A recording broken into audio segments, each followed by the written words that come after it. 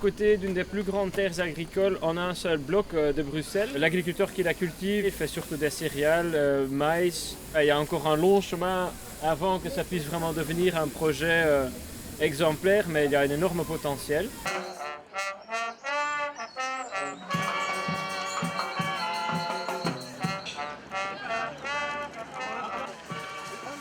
Je propose une petite exercice, c'est qu'on se ferme chacune les yeux et on imagine le projet idéal qui pourra se développer ici. Je verrais bien en tout cas une partie vraiment consacrée à une véritable expérimentation en agroécologie, en collaboration avec des chercheurs en agroécologie. Un rucher aussi.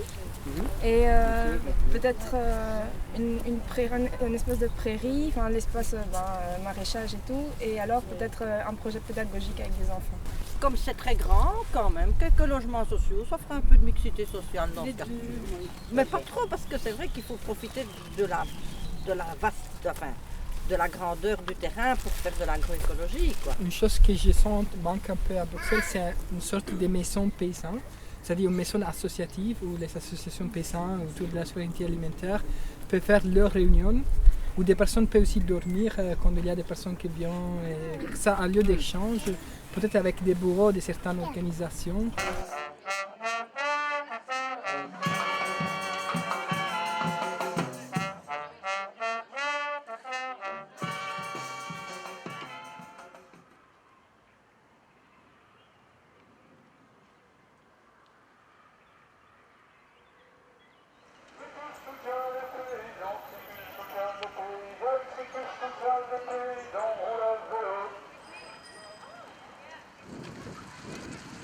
Si tu soutiens le chant d'écaille, prends ton vélo. Si tu soutiens le chant d'écaille, prends ton vélo. Donc nous sommes sur une terre qui appartient à la société de logements sociaux qui s'appelle le Logis. C'est une terre qui a une contenance de 3 hectares. Et en 2012, nous avons, avec plusieurs personnes, déposé un dossier en proposant un projet agroécologique sur cette terre. Je suis donc maraîcher au champ d'écaille. On est actuellement 3 maraîchers à s'occuper des productions. Cette année-ci, on va nourrir à peu près 270 personnes.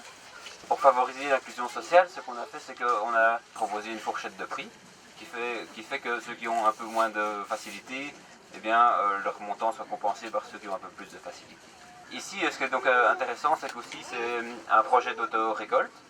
Donc vous voyez ici un petit abri qui se trouve juste là, où les gens viennent chercher leur couteau et sur lesquels il est marqué aussi tous les légumes qui sont récoltables.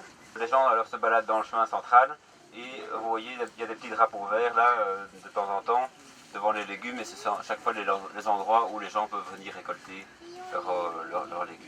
Moi je suis venue parce que j'avais entendu parler de cette ferme et que j'avais envie de voir une initiative pas très loin de chez moi qui avait l'air intéressante. Nous circulons dans Bruxelles sur les divers lieux qui permettraient ou qui existent déjà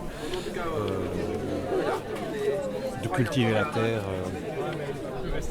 pour se réapproprier des espaces pour redevenir citoyen et ne pas rester que des consommateurs. Réapprendre tous ces savoir-faire et sauver la terre et se nourrir et produire l'alimentation ici, c'est un acte tellement important qui fait, les projets positifs et alternatifs, ça fait vraiment partie de la lutte aussi. C'est la journée des luttes paysannes, en fait parce qu'il y a 20 ans, 1996, au Brésil, pendant une occupation des terres, il y a eu un massacre où la police locale a tué 19 paysans.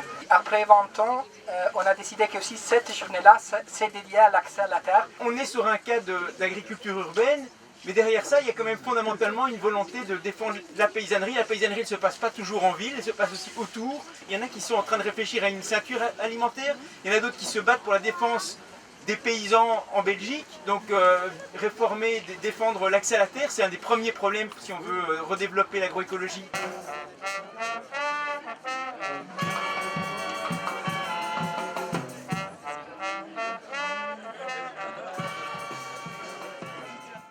Si vous tournez, il y a une expo photographique que nous avons préparée pour vous avec plusieurs terres agricoles qui sont soit exploitées comme ici, soit en disons, phase potentielle pour devenir autre chose, ou bien des terres comme à Haren qui sont menacées.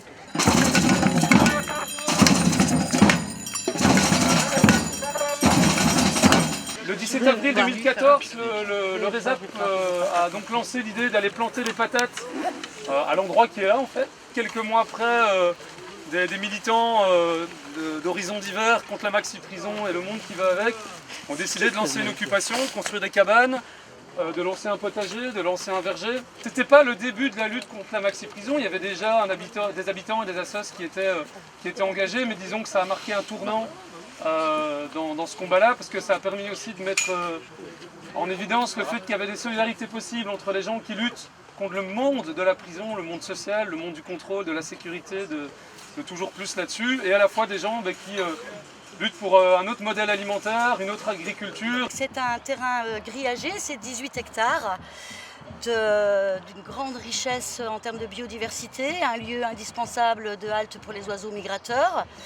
Et par ailleurs, c'est aussi un lieu où on pourrait imaginer des tas de choses. C'est un grand potentiel en termes de terres agricoles, de terres arables évidemment. Et puis en face de ça, il y a un grand projet qu'on veut nous vendre de valeur utilité publique, mais qui n'est en fait qu'un gros projet à haute valeur spéculative, puisque ici un consortium va construire avec un partenariat public-privé la plus grande prison du royaume. L'enjeu c'est de dire oui, il y a autre chose à faire, c'est des terres arables à protéger, plutôt que de tout bétonner pour des projets absurdes et qui sont en plus très malsains dans tous les domaines et qui sont contestés, c'est vraiment contesté de toutes parts.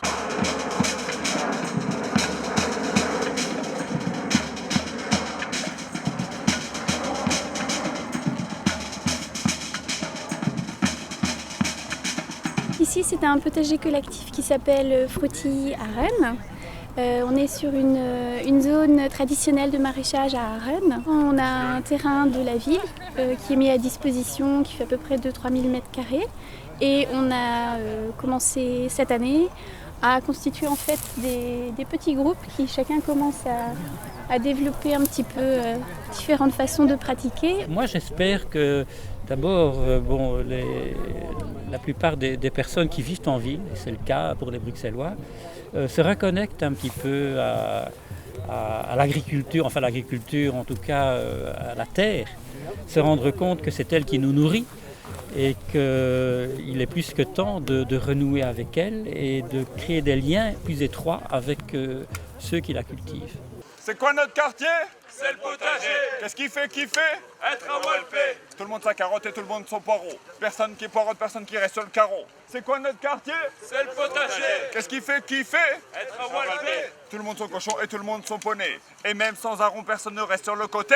Il y a des potagers et il y a aussi des espaces verts qui sont moins nombreux aujourd'hui, mais il y en a plein à Bruxelles, des espaces verts qui sont menacés. On espère pouvoir éventuellement faire se rassembler potagers et espaces verts avec l'objectif d'être le plus fort possible pour pouvoir se faire entendre auprès des décideurs pour réussir à stopper quelque chose. Je m'appelle Catherine et je représente le groupe BEA, c'est Bondal Ernot à Karova. C'est un potager qui se situe à Ixelles sur la frontière de Boisfort. Pour nous, cet espace est très important au niveau écologique mais aussi social. Je représente le plateau Avel dont vous voyez l'affiche là. Alors, il est situé sur le plateau à Uccle et ça fait très très longtemps qu'il est cultivé en potager. Nous, on est de la friche Equevaux, à côté du parc Léopold, au niveau de la plage Jourdan. Et donc là, on a commencé un potager depuis presque un an. Et donc il y a eu pas mal d'initiatives citoyennes depuis plusieurs années. Depuis 2008, il y a un collectif qui s'est créé, qui est le collectif PUM. Mais maintenant, il n'y a plus que le potager qui est le seul projet qui reste.